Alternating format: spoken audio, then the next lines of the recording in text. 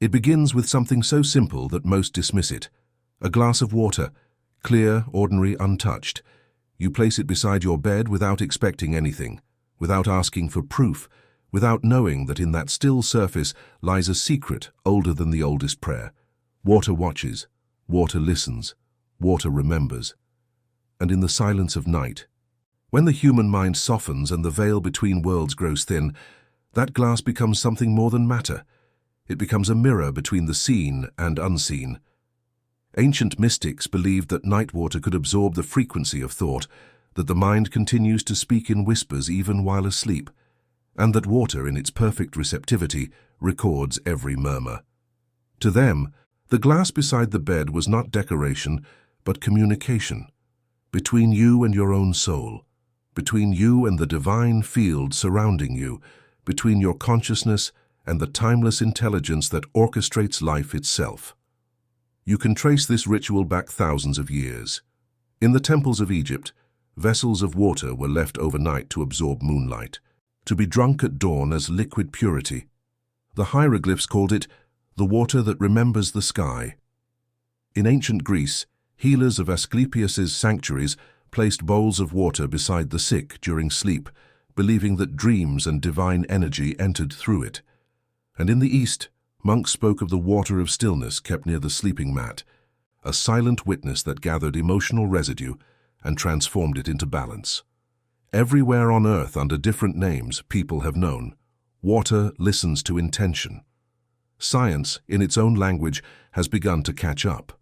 The experiments of Masaru Emoto, though controversial, hinted at what mystics already understood. Water exposed to words of love crystallized into beauty. Water cursed with hatred broke into chaos. What if every thought you think before sleep leaves a fingerprint on the glass beside you? What if every emotion, every silent prayer, is captured by the fluid substance that makes up 70% of your body? When you sleep, you and the glass become one field of resonance, your breath, your dreams, the electromagnetic rhythm of your heart. Imagine that moment just before sleep, the room quiet, the lamp off, the world dissolving into darkness. There beside you, the water waits. You do not need to speak aloud. Your thoughts are enough. You can whisper gratitude, forgiveness, hope. You can release what burdens you. The water takes it all, fear, pain, longing, and holds it without judgment. It is not just water. It is consciousness in liquid form. And when morning comes, when light touches it, the frequency shifts again. The water clears.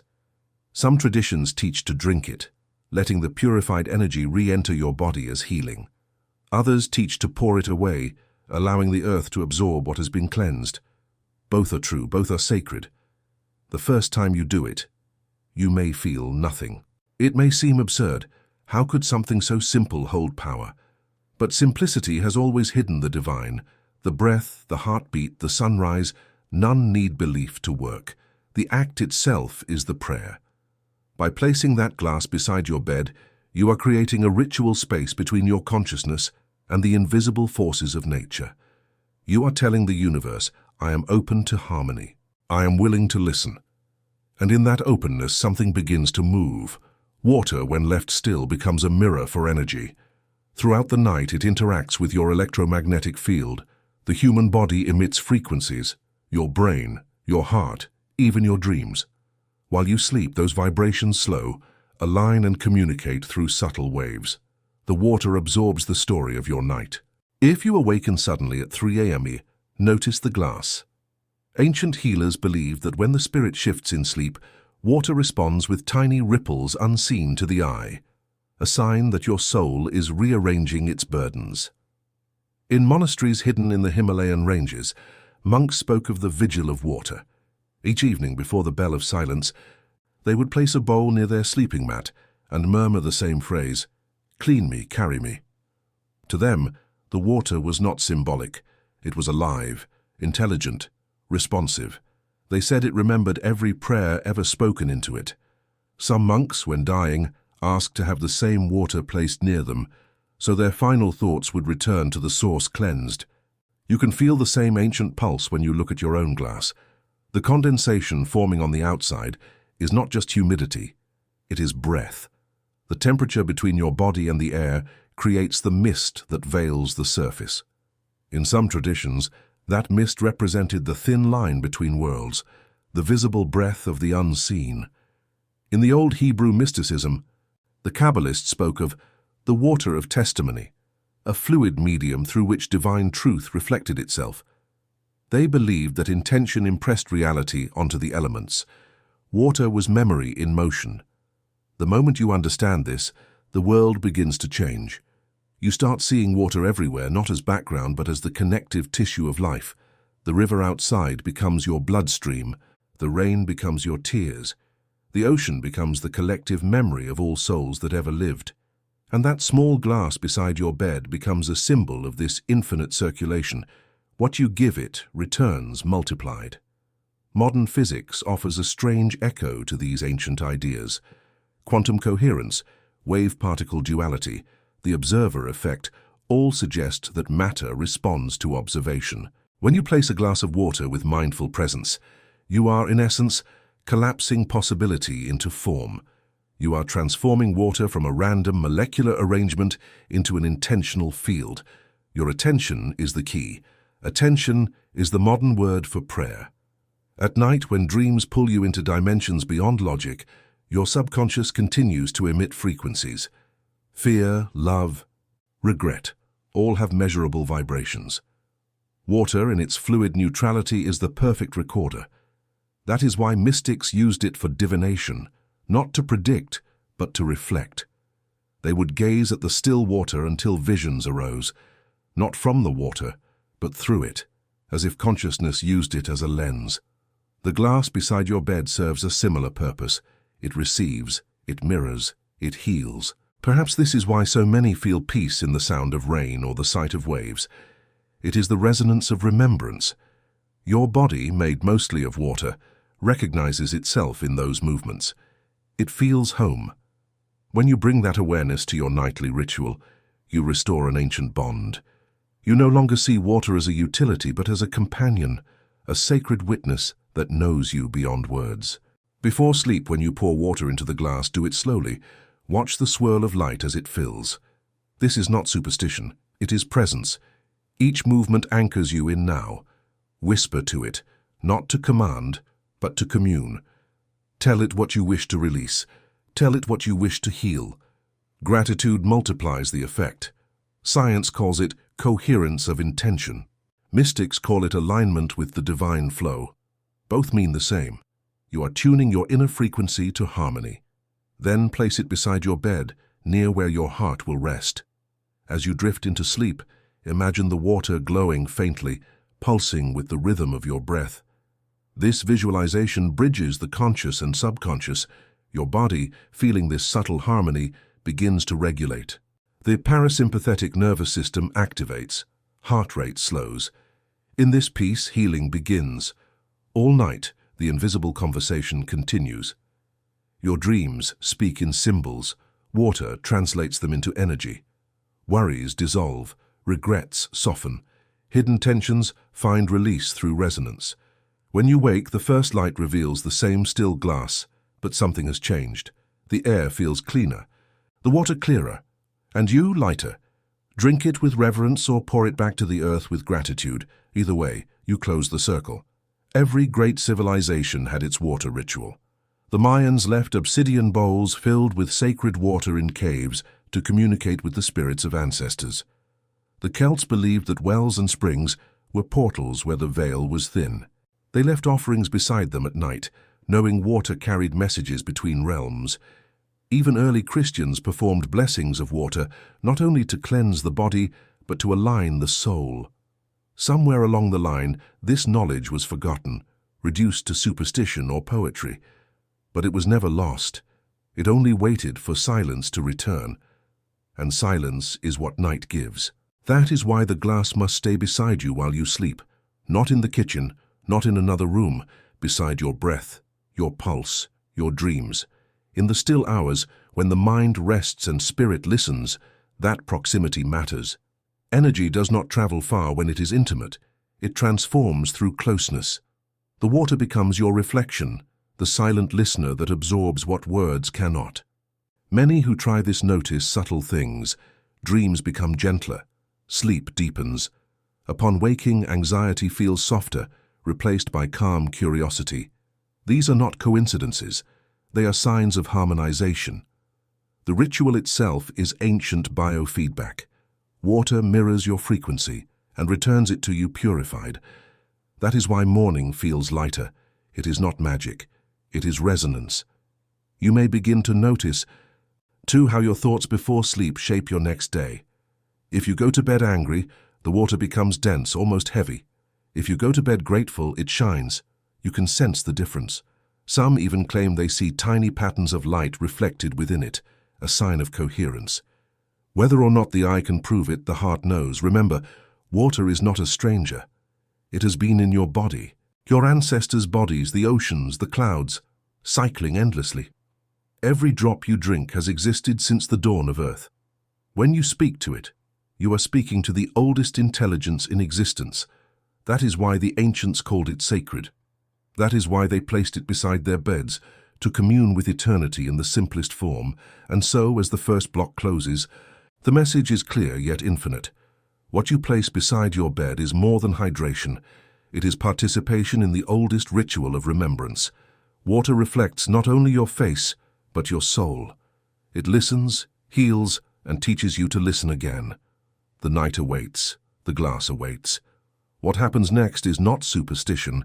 It is the rediscovery of a forgotten dialogue between you and the universe. It begins to unfold slowly. Like the ripples of water after a stone disappears beneath the surface, you begin to sense that what you thought was just a bedtime ritual is something far older, far deeper, something written into the very fabric of existence. The glass of water beside your bed becomes a teacher, and its lessons arrive in whispers. In this stillness, truth begins to reveal itself. In ancient times, there were those who understood water not as an element but as a messenger. They saw it as the bridge between heaven and earth, capable of carrying the divine imprint through every form it touched. They called it the living memory of creation. The Egyptians, the Sumerians, the Tibetans, the early Hebrews, all left records of rituals in which water was charged, spoken to, sung over, blessed by moonlight or sunlight, and kept near during sleep. They believed that at night, when the conscious mind is silent, the soul communes directly with the forces that shape reality.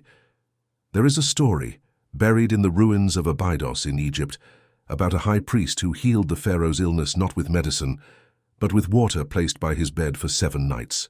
Each night the priest whispered into it verses that matched the rhythm of the stars.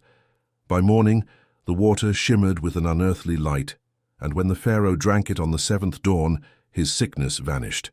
The inscription reads, "He was made whole by the mirror of the sky." Scholars call it myth. But those who have tasted the silence of water know there are truths that scholarship cannot dissect. To the Kabbalists, water was one of the first vessels of divine light in the act of creation, and the Spirit of God moved upon the face of the waters. They believed this verse described not an event, but an eternal process, the divine vibration continuously moving across the fluid foundation of reality. Each night, as you place a glass beside your bed, you re-enter that ancient current. You are not performing a ritual from the outside. You are remembering your participation in the original act of creation.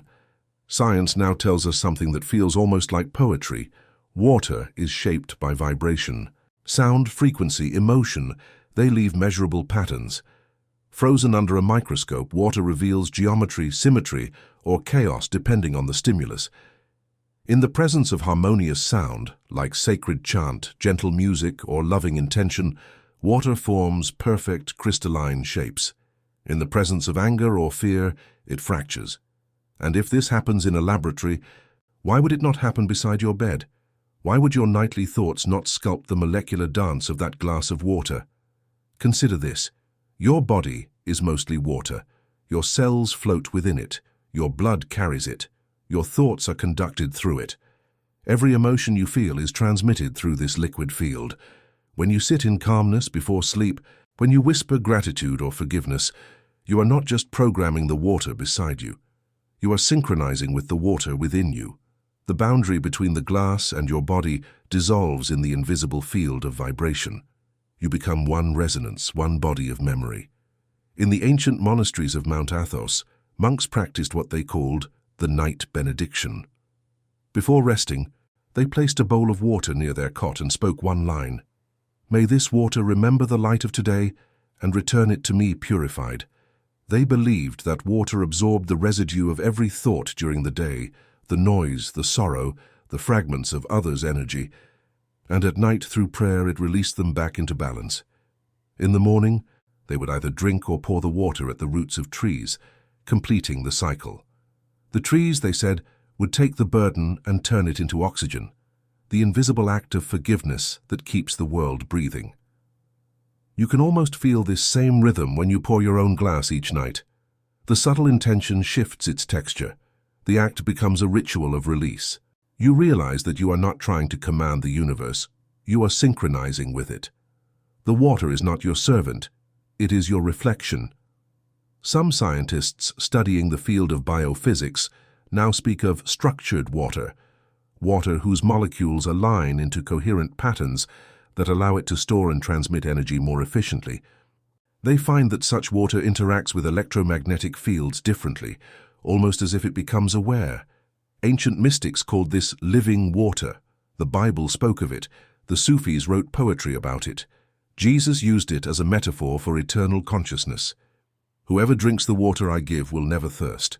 What if this eternal water is not metaphorical but literal, a vibration of coherence within every drop, awakened by intention, magnified by presence? There is something sacred about the way water remembers even when we forget. You have seen it before, an old fountain that still flows after centuries, a river that keeps carving its way through rock, a tear that carries more than pain, it carries story. Water does not fight, it transforms, it does not resist, it adapts. It is the silent embodiment of surrender without defeat. When you place a glass of it beside your bed, you are asking to learn its way. You are asking to become like it, clear, receptive, eternal.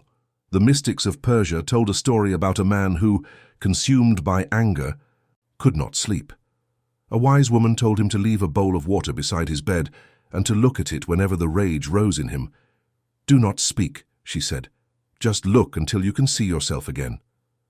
After many nights, the man returned transformed. "What happened?" she asked. He replied, "I learned that the water never hated me. It only waited until I could see." This is what revelation feels like, not thunder or lightning, but the quiet realization that the simplest things hold infinite depth. Every glass of water becomes a teacher of patience, forgiveness, and transformation. It listens without interruption. It reflects without distortion. It gives without asking. In its stillness lies a map to peace. At some point, you begin to feel that what changes is not the water, but you. The glass becomes a reminder, a sacred pause between day and night, between worry and surrender. You start sleeping more deeply, dreaming more vividly. Sometimes your dreams show water, rivers, rain, oceans. These are not random. They are your subconscious recognizing the dialogue. The ancient Egyptians called such dreams messages of the Nile, visions sent by the river that connects worlds. And then, one morning, something extraordinary happens. You wake before dawn, the room still bathed in blue twilight.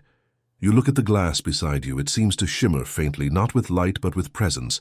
You feel calm, as if someone or something is near. The air feels different, charged yet serene. This is the first sign of resonance, when your consciousness and the water's field align. The space feels sacred because it is. You have entered the zone where thought, emotion, and matter meet. In that moment, a memory surfaces, one that does not belong to your personal past but to something older. You remember that water is the first witness of life on Earth. Long before trees, before sound, before speech, water flowed across the planet, carrying the vibration of creation itself. Every cell in your body evolved from it. To touch water is to touch the memory of the beginning. No wonder it heals. How could something that remembers creation not restore what has been broken? The Taoists knew this. They taught that the highest wisdom is to be like water, because it nourishes all things and contends with none. When you adopt this nightly ritual, you are not just seeking healing, you are practicing Tao. You are allowing life to flow through you without resistance.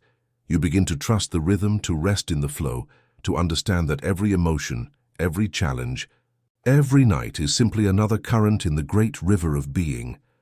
And in the quiet after these realizations, another truth arises, one that the mystics whispered, but few dared to record. They said that during the night, the boundary between your personal energy field and the greater cosmic field thins. Your thoughts become waves in the larger ocean of consciousness. The glass of water beside your bed becomes a tuning fork for that frequency. Through it, the universe listens. Through it, your higher self speaks. You may have noticed how sometimes, after intense dreams, the water in the glass feels heavier, almost dense. This is not imagination. The ancient healers believed that emotional energy transfers into water because it is the most receptive element. That heaviness is not bad. It is evidence of transmutation. When you pour it away in the morning, you are not wasting. It is a symbolic release.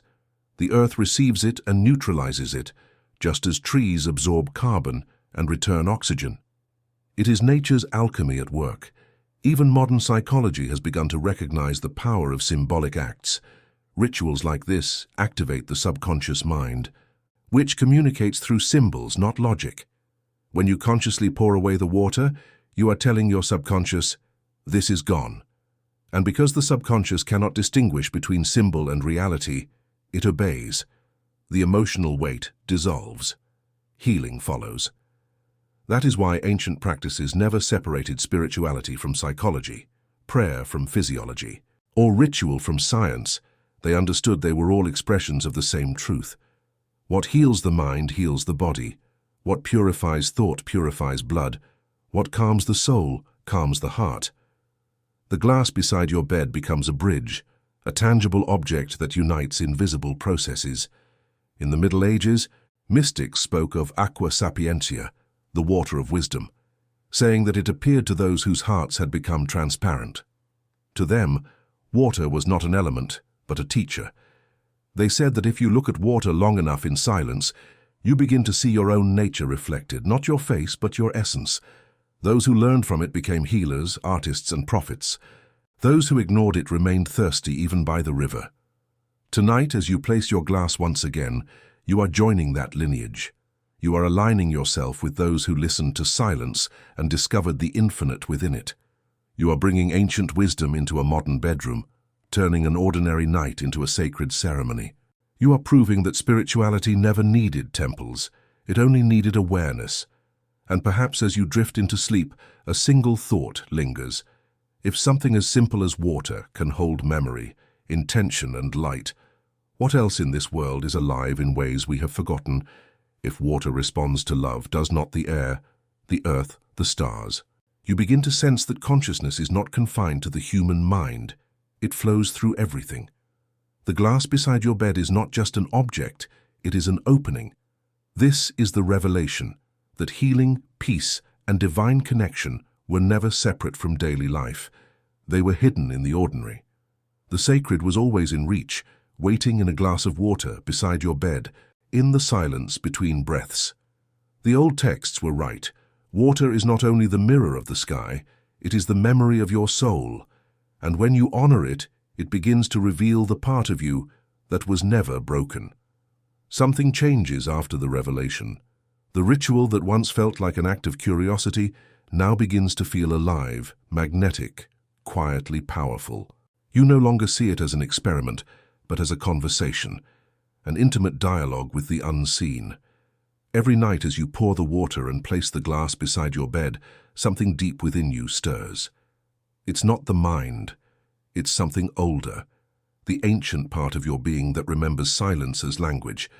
You can feel it in your breath, in the way your body softens before sleep, in the way your heartbeat slows as if responding to a rhythm older than time.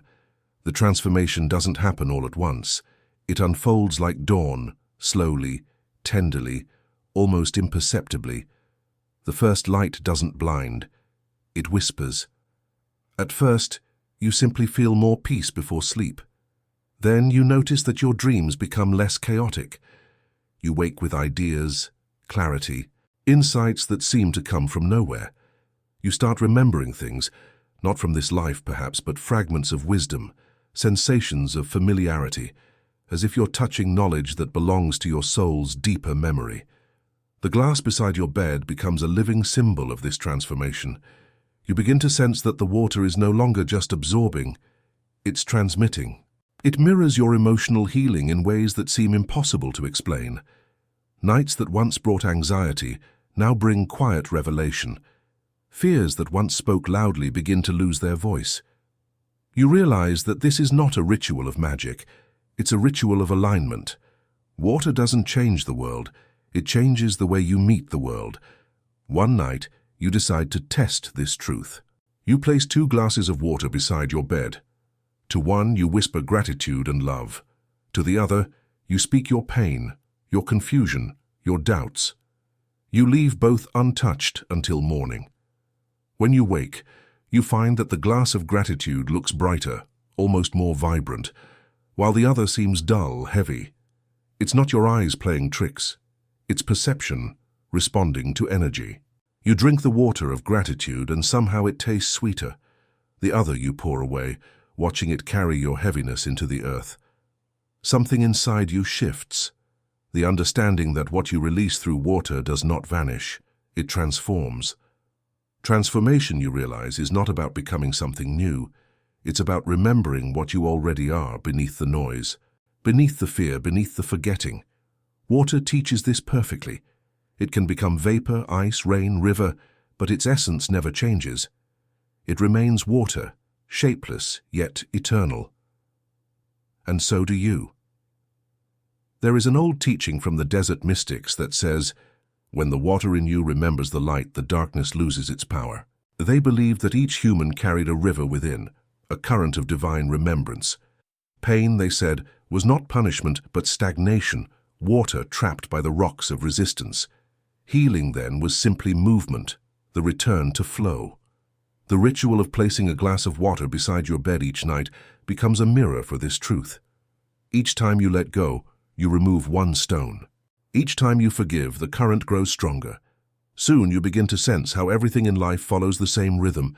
You drink water differently, not as a function but as communion. You shower differently, feeling the touch of water as blessing. You hear rain as music, not background noise. You start to realize that transformation isn't something that happens to you. It's something that happens through you, and water has always known how. In the stillness of your nights, the glass beside you becomes more than ritual. It becomes remembrance. You feel its presence even before you pour it. You can almost sense it calling, as if the water itself is waiting to be part of your prayer. And that's when you understand the secret. The ancients never wrote down because it could not be spoken. That water doesn't just respond to consciousness, it participates in it. It is part of the same field of awareness that we call divine. It's not separate from spirit, it's one of spirit's purest forms. This understanding changes everything. You begin to treat the world differently. You handle objects, words, people with a new kind of reverence because you see the same sacred field flowing through all. The boundaries between the physical and the spiritual begin to blur. What once felt like 2 worlds now feels like one. The seen and the unseen, constantly touching, constantly transforming, and still every night the ritual continues. You pour the water slowly. You whisper intentions.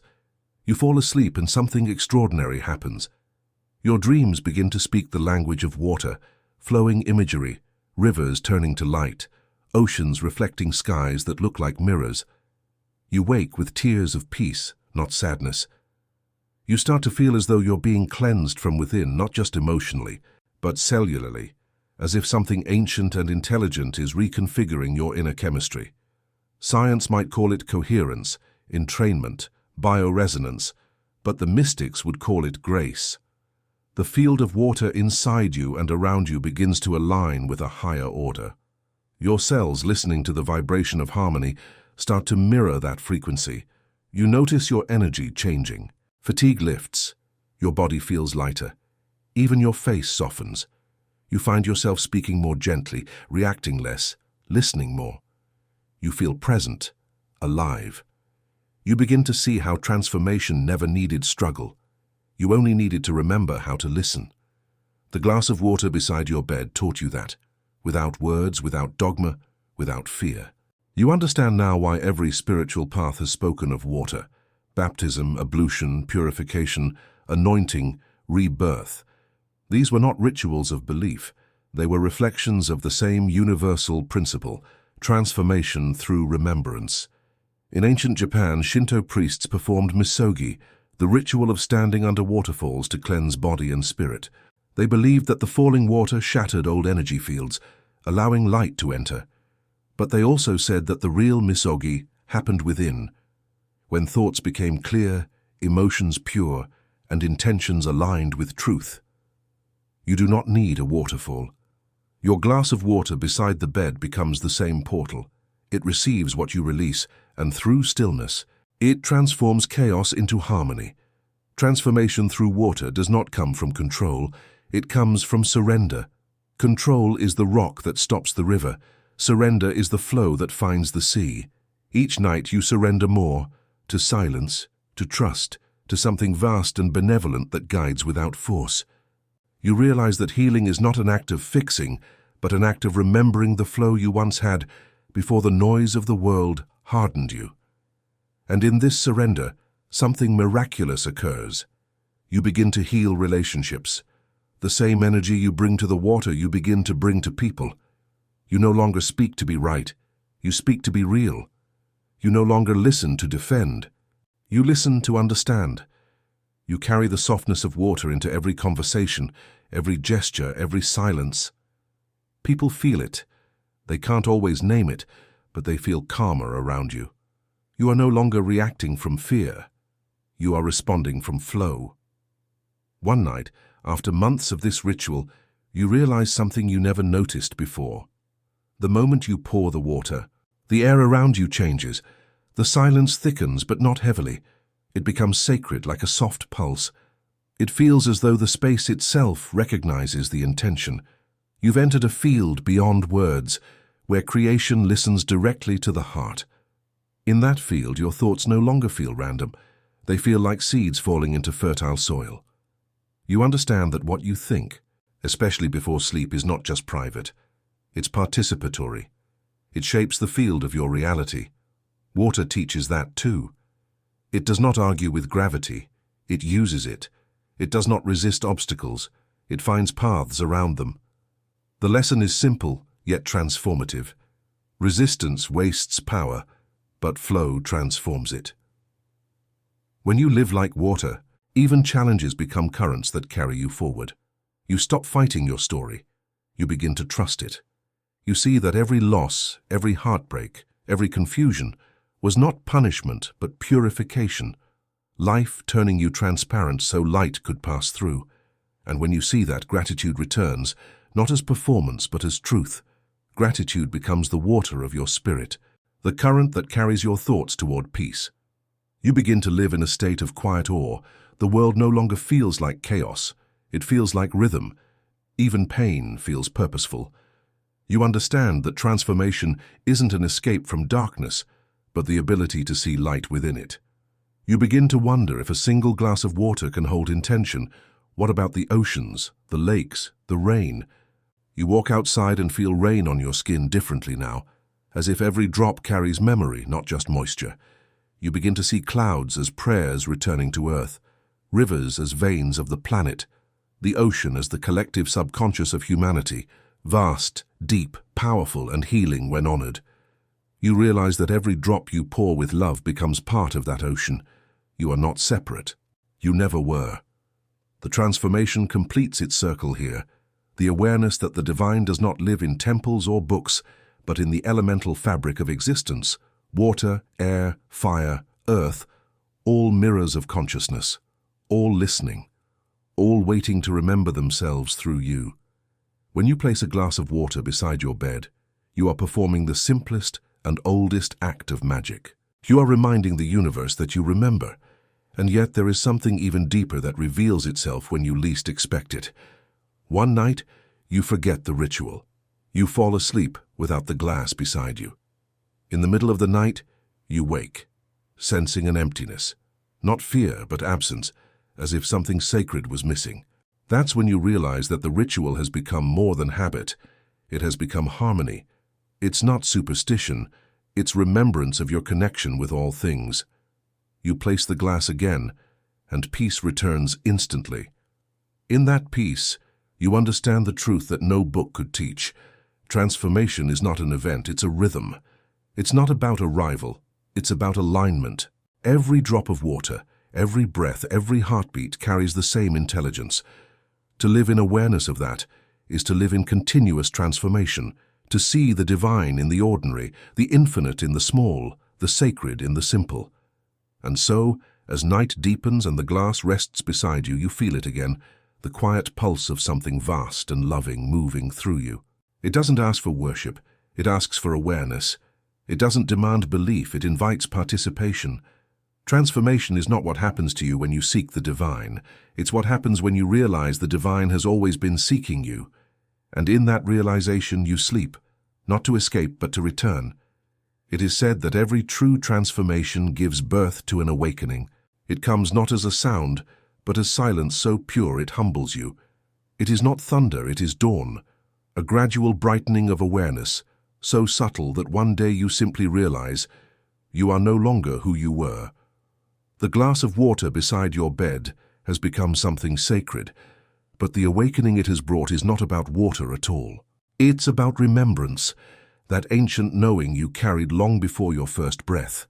The nights are quieter now. You move slower before sleep. Every motion feels deliberate, the pouring of water, the placing of the glass, the way light folds upon its surface. The ritual no longer feels like something you do, it feels like something that does you. It rearranges your energy without permission, without effort. You have stopped trying to understand it, you simply feel it. The old need for proof dissolves because experience has replaced belief. One night, as you stand by your bedside table, you watch your reflection tremble on the surface of the water. You see your eyes softened by the dim light. You see the quiet pulse of your breath distorting the mirrored image. You see the small ripples settle into stillness again, and you realize this is what awakening feels like. Movement into stillness, chaos into clarity. The water has always been showing you what the soul looks like when it remembers peace. You begin to notice how your awareness itself affects everything. When your thoughts are clear, the world feels brighter, lighter, kinder. When you speak with love, the air between you and others softens. When you rest in gratitude, coincidences bloom like flowers along your path. You realize that this isn't luck, it's law. The same law that governs water governs energy. Resonance attracts resonance. Harmony multiplies harmony. Gratitude generates grace. The old mystics understood this long before modern science tried to explain it. They said that awakening was not the gaining of power, but the surrender of illusion. The illusion of separation, of control, of time. The glass of water beside your bed has become your teacher in this truth. Each night it receives your thoughts without judgment. Each morning it returns them cleansed.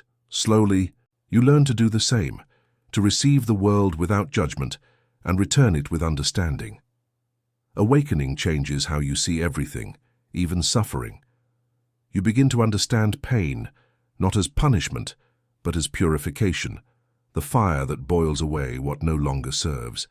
You see that life, like water, is never still for long. It flows, evaporates, rains, returns. Even the hardest days are part of a cycle of renewal. What once seemed like endings now feel like transformations in disguise. There comes a night when you wake at 3 a.m, a time the ancients called the hour of the soul. The house is silent. The world outside rests under the weight of stars. You sit up, eyes drawn instinctively to the glass beside you. Moonlight glides across it, pale and luminous. For a moment you feel that time has stopped, that everything breathes with you. The air vibrates with quiet intelligence. You sense that the water is aware of you, aware of your heartbeat, your thoughts, your gratitude. It feels like communion, not metaphorically but literally. Two consciousnesses meeting in silence. You close your eyes and breathe deeply. Something expands within you. You feel your body, your mind, your heart, all melting into one unified rhythm. It feels like homecoming. For the first time, you sense the divine not as a distant deity, but as presence itself, the quiet awareness behind every sound, every particle, every drop. You realize that awakening isn't an ascent into heaven. It's the recognition that heaven has always been here, hidden in matter, disguised as simplicity. You recall a line you once read from the Desert Fathers. The divine hides in the ordinary, so that only the humble may find it. You understand now. Water was never chosen because it was magical. It was chosen because it was humble, because it never resists the shape it's given. Yet it carves mountains over time, because it accepts everything, light, darkness, impurity, and still returns clear. That is why the divine uses water as its mirror. That is why awakening feels so fluid, because it dissolves everything you thought you were into everything you have always been. The more you awaken, the more the world mirrors it.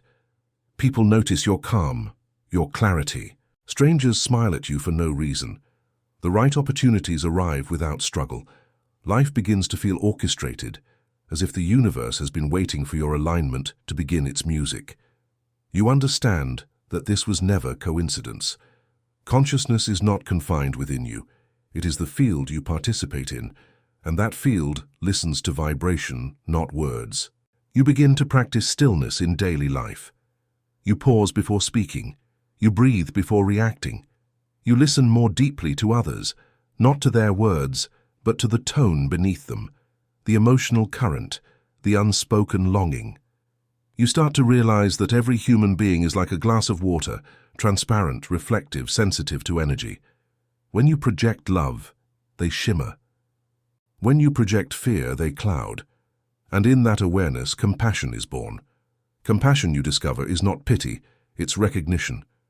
It's the understanding that all souls are made of the same current, that the same water flows through you, me, them, everything. To harm another is to disturb your own flow. To forgive another is to purify your own river. You realize that forgiveness is not moral, it's energetic hygiene. The ancients understood this too. They said that resentment is like stagnant water, it breeds disease. But gratitude, like flowing water, renews itself endlessly. As you awaken, gratitude becomes your natural state. You no longer practice it as a task. It simply happens. You wake and feel grateful before your mind names a reason. You see sunlight on the floor, hear a distant bird, taste water on your tongue, and it feels holy. Every sense becomes prayer, every moment an offering.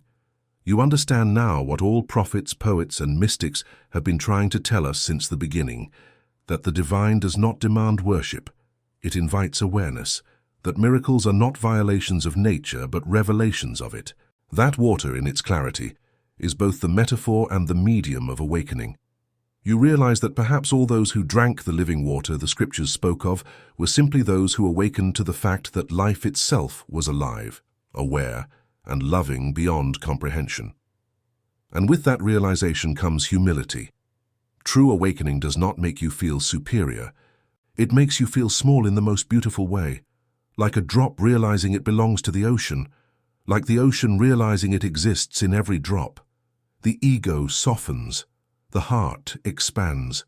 You feel connected to everything, to the rain falling in distant forests, to rivers winding through forgotten valleys, to tears shed by strangers you'll never meet. You feel it all as one vast circulation of being. Sometimes, in moments of deep quiet, you sense the pulse of that circulation moving through you. It feels like light, like warmth, like the hum of creation itself. It's as if every cell in your body is singing the same wordless song that the stars sing. You understand why mystics called this the music of the spheres. It's not a sound you hear with ears. It's a resonance you feel with your entire being. It says, you are part of everything and everything is part of you. The glass beside your bed is no longer an object. It's a symbol of this truth. It's a doorway to remembrance. It reminds you that matter is not lifeless, that consciousness is not limited, that the simplest act can open the most sacred realms. You begin to wonder how many other miracles you have missed simply because they came disguised as ordinary things. A leaf, a breeze, a face, a moment of silence. Awakening also brings responsibility. Not in the heavy sense, but in the luminous one. You begin to realize that your vibration affects the whole.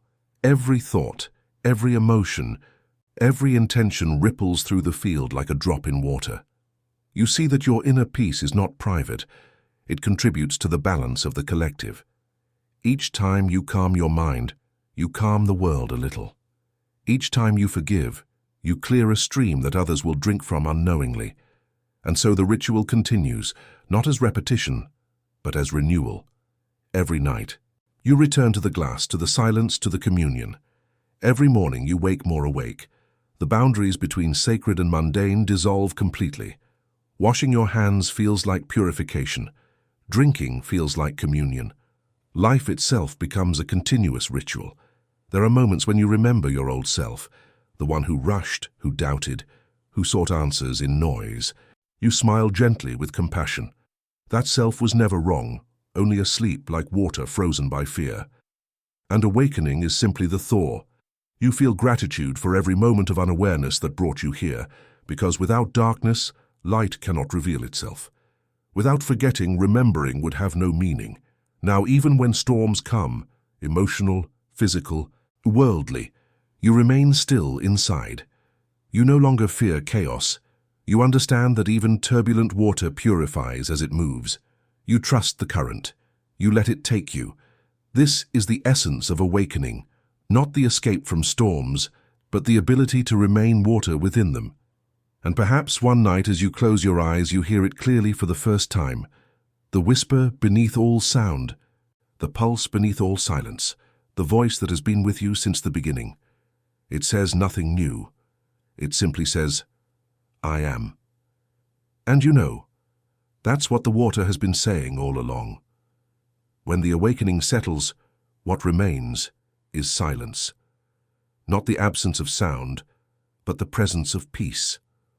The glass of water beside your bed still stands there every night, but now it feels different. It is no longer a ritual of seeking, it is an act of gratitude. You no longer place it hoping to receive something. You place it because you already have. The act itself becomes a form of devotion, gentle, wordless, whole. There is a stillness that comes after revelation, the stillness of understanding. You no longer ask whether the water changes. You know that the one who changed was you. You no longer look for proof in crystals or light. You find it in the calm that has replaced your restlessness. The peace that flows through your nights is all the evidence you ever needed. The glass of water has become your teacher, and like all great teachers, it has led you back to yourself. You sit on the edge of your bed one morning, watching sunlight pass through the glass. The light fractures into tiny rainbows that scatter across the wall. You smile. It is such a small thing, light meeting water, and yet it feels like scripture. It tells you everything. That illumination doesn't come from somewhere else.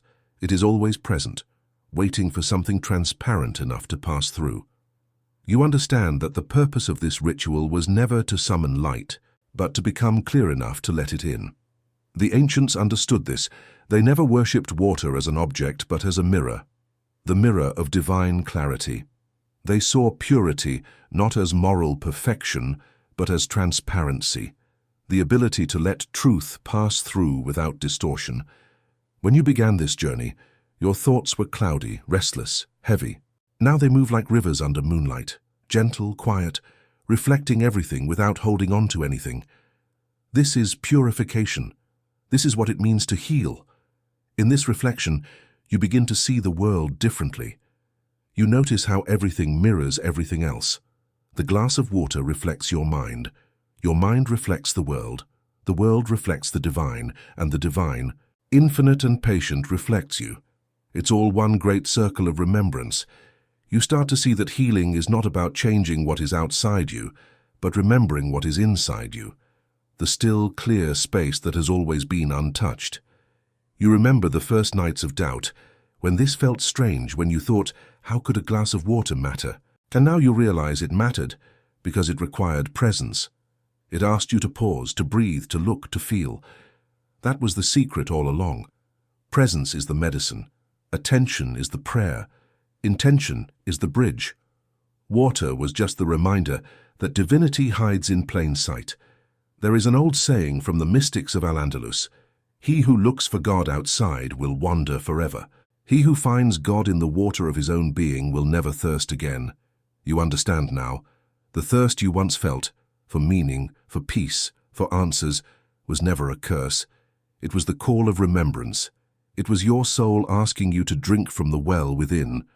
Every night when you place the glass beside your bed, it feels like lighting a candle in the unseen. You can almost feel invisible hands, perhaps ancestors, perhaps angels, perhaps the quiet intelligence that animates all life, gathering around. You don't pray in words anymore. You pray in gratitude, in breath, in being. You sense that the same field of energy that moves oceans and stars is listening through that small surface of water, and in that awareness, you rest easily. Your dreams have changed too. They have become clear like the water itself, not chaotic but symbolic, guiding, purposeful. Sometimes you dream of walking through rivers of light, or of standing before vast lakes that reflect the sky perfectly. You wake with messages in your heart rather than your mind, a knowing that cannot be translated into language, only lived. In reflection, you begin to see how every ritual, every practice, every act of devotion throughout human history has been trying to teach the same lesson, to return to simplicity. The candle, the mantra, the prayer, the breath, the water, all are ways of remembering that we were never separate from the source. You see now that enlightenment was never meant to be complicated, it was meant to be remembered. You start noticing water in every part of your day. When you wash your hands, you whisper thank you. When it rains, you close your eyes and feel the world cleansing itself. When you drink, you pause, knowing that this same water has existed since the beginning, that it has passed through clouds, rivers, mountains, oceans, bodies, stars. You begin to understand immortality not as eternal life, but as eternal circulation. Nothing is ever lost. It only changes form. The reflection deepens. You remember the times you cried, not from pain, but from release. The tears were water too, carrying away what your heart no longer needed to hold. You realize now that even sorrow was sacred. It was the river of healing moving through you. Every drop of grief was a purification. Every wave of emotion was the ocean reminding you of its presence inside you. And so you begin to live differently. You speak slower. You listen deeper. You move with reverence through the world, as though each moment were a temple. You find beauty where you never saw it before, in the sound of dishes being washed, in the shimmer of sunlight on a car window, in the way someone's eyes soften when you speak kindly. You start to understand that awakening does not end in revelation. It ends in living fully, lovingly, consciously. Sometimes, when the world feels heavy, you return to the ritual not out of need but out of love. You pour the water and watch it settle. You whisper, "Thank you for remembering me." You realize that this was always the dialogue, you remembering the water, and the water remembering you. Together you remember the source. The older traditions called this final stage illumination, but it does not look like fire. It looks like peace. It does not sound like chanting, it sounds like breath. It does not feel like power, it feels like gentleness. The illuminated one does not try to change the world. They simply move through it with such presence that the world changes around them. You feel that happening quietly in your own life. You no longer worry about convincing others of what you've found. Truth doesn't need defense, it needs embodiment. You live it instead. You let people feel your peace without explanation. You let your calm be the sermon, your gratitude the scripture. You realize that those who are ready will feel it, and those who are not will remember later, just as you once did. There is a beauty in knowing that awakening never really ends. It deepens, it becomes tenderness, it becomes laughter, it becomes the quiet joy of being human and divine at once. You see yourself now as both the drop and the ocean, unique yet inseparable. You understand that every life, every face, every breath is another reflection of the same consciousness, discovering itself again and again. And now, at the end of this journey, you realize something simple and eternal. Placing a glass of water beside your bed was never about water. It was about relationship. Your relationship with the unseen, with your own soul, with the intelligence that holds everything together. The ritual was only a doorway. What you discovered beyond it is what humanity has been seeking since the first moment it looked up at the stars: connection, peace, unity. You lie down, close your eyes, and feel the rhythm of your breath. The air moves in and out like tides. Your body rises and falls like waves. You are not separate from the ocean. You are its song. The water beside your bed glows faintly in the soft moonlight. It seems to breathe with you, to pulse with life. You understand now that it always did. Everything does. The world is alive, aware, listening, loving. And so, with one last silent prayer, not for healing, but in gratitude for having remembered wholeness, you drift into sleep. The water stands still. The night watches. The universe listens, because every drop, every soul, every breath is part of the same eternal flow.